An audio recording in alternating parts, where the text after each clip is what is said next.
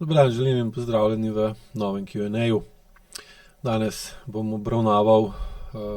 možne vzroke za kronične bolečine v vratu oziroma kronične težave z vratom iz vidika AEQ metode. Glavni vir bolečin v vratu oziroma najpogostejši razlog, ki ga opažam pri svojem delu, je močna potreba po spremenjenem stanju pritiska v trupu in v glavi. Poenostavljeno povedano, oseba ima v trupu visok pritisk, visoko napetost, močna čustva, močno iracionalno stanje, ki pa ga ne sme ozavestiti, oziroma ne sme se ga zavedati ali pa ne sme ga izraziti. Se pravi, to, kar ima v prsnem košu, v trebušni votlini, ne sme priti do ust, do obraza, do oči in do zavesti. Predvsem zato, ker če ozavestimo in začutimo, oziroma se zavedamo tega, kako smo v trupu,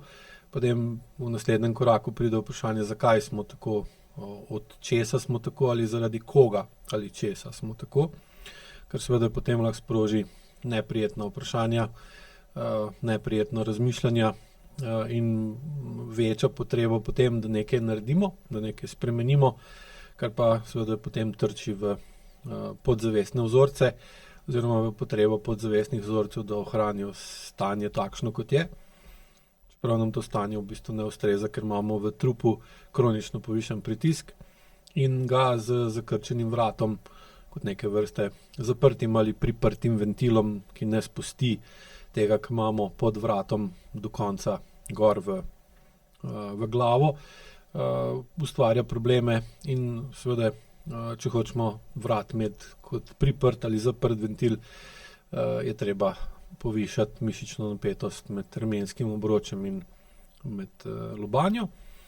in tudi seveda čeljustjo, kar pol naredi prepustnost, pretočnost vratu nižjo in lahko ustvarimo stanje, da imamo različna tlaka, različno napetost pod in nad vratom. Seveda možno je tudi, da zapremo vrat v nasprotno smer, se pravi, da tisto, o čemer razmišljamo, to, česar se zavedamo, ne pride dol v trup. To je pogosto recimo pri ljubeznih, mogoče nam je neka oseba všeč, pa je ta všečnost nezaželjena, mogoče celo prepovedana, zaradi tega, ker je ta oseba že zasedena ali pa pač zaradi nekega drugega razloga nedostopna in potem poskušamo ustaviti, da tisto, kar čutimo v zavesti, pride do našega srca ali pa dol do spodnjega dela trebuha, ker seveda, če se ta del vžge, je to veliko težje pogasiti in potem dejansko vrat v takem primeru deluje kot neke vrste požarna cesta, požarna pregrada, ki poskuša ta ogenj, recimo v tem ogenj, če govorimo tukaj o ljubezni, lahko pa je tudi karkoli druga, zadržati stran od trupa v glavi. Stanje v vratu pa bolečine v vratu nikoli niso izoliran problem, ampak je ta bolečina posledica neprimerne mišične napetosti in posledicam neskladja med zavestjo, telesom, čustvi in podzavestjo. Predvsem zato tega, ker je vrat od cele hrbtenice najbolj gibljiv in hkrati seveda je tudi najbolj ranljiv del same hrbtenice kot take. In seveda glede na to, da je vrat najbolj gibljiv del hrbtenice, se tam tudi kronična mišična zakrčenost, ki onemogoča gibljivost hrbtenice, vratne hrbtenice, ampak jo drži v določenem omejenem obsegu ali pa lahko tudi zelo negibno. Pogosto lahko vidite ljudi, ki imajo zelo trd vrat, ki ne more glavo obrniti, ne more pogledati nazaj, ampak se celega obrne, kot da vratu nima. Glavo drži zelo močno naprej nagnjeno ali pa drži nazaj. To so vse načini, kako z spremembo mišičnih tonusov vplivamo na spremembo drže, s tem na spremembo sporočila, ki ga pošiljamo v okolico, ali pa jasno tudi spremenjeno gibanje, kjer v bistvu je naše telo izgubi tisto spontanost, mehkobo, sproščenost in avtentičnost, zaradi tega, ker ne moramo biti tudi spontani pa avtentični v izražanju, v vplivu na okolje, ali pa ne smemo, ali pa ne moramo prenašati, kako okolje vpliva na nas, brez da bi se na ta vpliv odzvali, pozitivno ali negativno. In takrat je zelo uporabno, da spremenimo mišičen tonus v vratnem delu telesa in seveda na ta način ustvarimo moteno komunikacijo med zavestjo in telesom v eno ali v drugo smer. In sama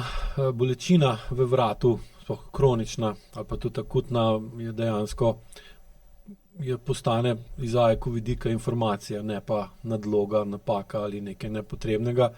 In nam pokaže, da imamo v določenem delu telesa, v tem primeru vratu, kronično akutno ali pa kronično nesproščenost. In zaradi take neprimerne napetosti mišic pride do napačnega gibanja vratu, kar pomeni, da vrat izgubi pravilno funkcijo. In po AEK logiki, če imamo dlje časa nepravilno funkcijo določenega dela telesa, to privede do tudi spremembe v strukturi, kjer se tudi pol struktura spremeni v nepravilno in pol imamo lahko nepravilno obliko vratne hrbtenice, imamo lahko zamaknjena vretenca, imamo lahko posedena vretenca, imamo lahko vratno hernijo. Cel kup problemov je, seveda ta mišična napetost,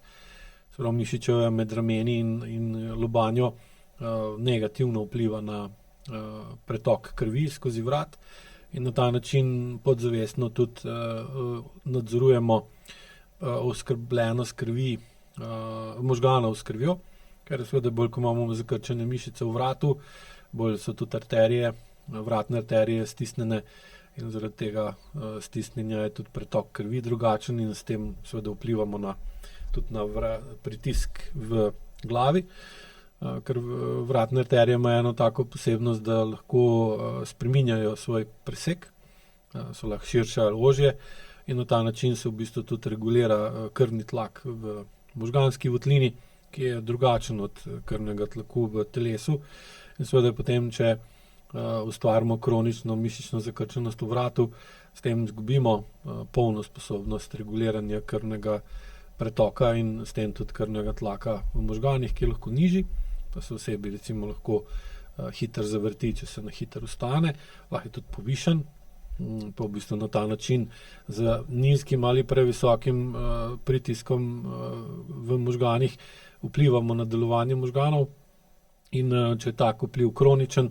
seveda to pa vpliva na naše misli, odločitve in dejanja in na ta način damo moč podzavesti oziroma povečujemo verjetnost, da nekaj ne bomo spremenili. Hkrati pa nam ta bolečina, ki je posledica te zakrčenosti, služi kot opozorilo, da oseba, da mi delujemo neskladno z realnostjo, običajno pomeni, da smo preodgovorni, pretogi, preveč nadzorovani zaradi tega, ker smo v preteklosti naredili napako ali pa se bojimo, da ne bomo zdaj, ali pa smo prevzeli odgovornost, zahtevnost za nekaj, kar počnemo, ki je nad našo čustveno zrelostjo in sposobnostjo in smo potem zaradi strahu pred napako, ki se seveda lahko realno pojavi, zaradi prezahtevnega, preodgovornega opravila ali pa naloge, povsem logična in razumljiva. Samo seveda, če to traja akutno, par dni, mogoče par tednov, še ni tak problem, če pa je to kronično, lahko tudi zaradi tega, ker je bil recimo en od staršev kronično neodgovoren, kronično preveč mehek, se pravi preveč upogljiv, vodljiv, tak, da se ni znal postaviti za sebe, da je bil v bistvu kot tak plastelin, da ni imel nadzora nad sabo, da je recimo bil odvisen od alkohola ali pa od nečesa druga. In otrok noče ponoviti njegove zgodbe, noče ponoviti njegovega življenja in gre v neizkušenosti, v pretiravanje na drugo stran. Dobimo pa v bistvu lahko tudi tako osebo, ki ima kronično tok vrat. Težava je tam v tem, da se mišice ostanejo v vratu napete zaradi tega, da nas kronično ščitijo pred pretokom energije, gibanja, občutkov med trupom in glavo in nazaj in s tem v bistvu kontrolirajo spontanost. Seveda pa pri tem, ker podzavest prevzame tako močen vpliv na to, izgubimo postopoma sposobnost zavesti, da se te mišice sprostijo in pa dobimo kronično togost v vratu. To spremeni delovanje telesa, ki izgubi sposobnost biti sproščeno, biti pretočno. In ko to traja predolgo ali pa postaje močno kljub senzorni amneziji, ki jo povečujemo, pride prej čez bolečina, ki jo začutimo in jo ne moremo odreagirati. In takrat običajno ljudje poiščejo AEQ, ker ne vejo, kaj narediti več, situacija se samo še slabša in vedno manj je tistih dnevov, ko boline, potem postajamo preobčutljivi na prepih, na vreme, na marsikaj in pa pride do tega, da je bolečina, da se ne spremenimo, večja od tista, ki nas čaka, ko se spreminjamo, in takrat običajno poiščejo AEQ, da jim skozi celostno obravnavo omogočamo zmanjšati mišično napetost v trupu in skozi dvig čustvene zrelosti omogočimo, da lahko prenesejo v glavi tisto, kar iz trupa pride v glavo. In višja kot čustvena zrelost, manjša je potreba po preventivni zakrčenosti vratu, da ne začutimo tega, kar imamo v trupu, zaradi tega, ker nas je tistega, kar imamo v trupu, vedno manj strah. Višja čustvena zrelost nam omogoča, da se soočimo s tem, da to sprejmemo, da razmislimo, da definiramo, kako je bilo, od koga je, od kje je prišlo, zakaj. In seveda potem pride do tega, da je ta preventivni, kronični zaščitni mehanizem odvračanja teh občutkov vedno manj potreben in potem seveda lahko tudi posledično in postopno vrat vedno bolj sprostimo in potem v bistvu zagotovimo normalno pretočnost, spontanost in avtentičnost. Pogosto ali pa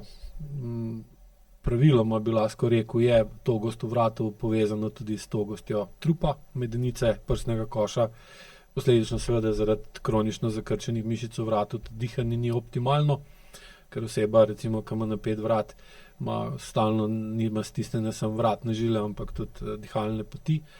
in je dihanje pol težje, oseba hrupi, piska, spalna apneja je tukaj zelo pogosta, smrčanje je zelo pogosto.